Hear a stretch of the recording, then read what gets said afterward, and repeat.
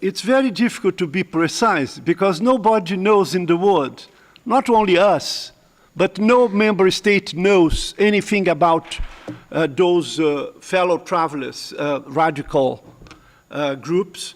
That is the signal of their presence. I think that is basically the explosions, the attacks that have been registered.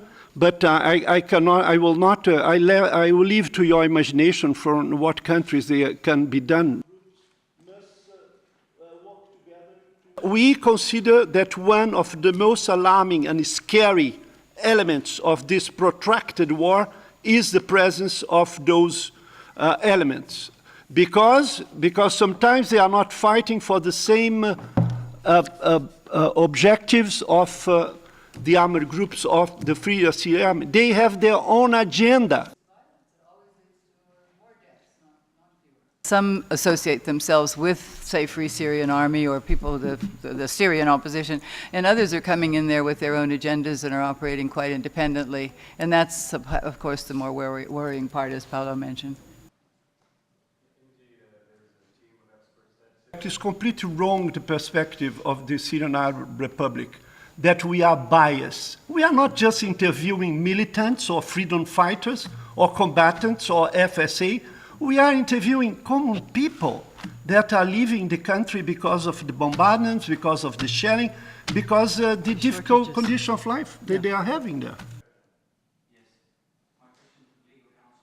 We have a suspicion that the use of IEDs are the expertise of some of these groups.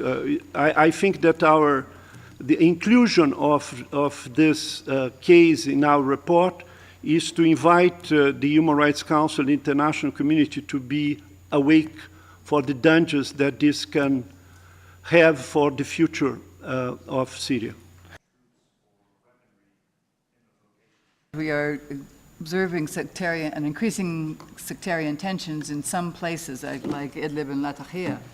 And that this is something we want to look at. Where the language that people are using to describe what they're doing is couched in those terms. You know, I'm a Sunni, I'm going to do this to those Alawites. It's the revenge that's coming out a lot more in these things.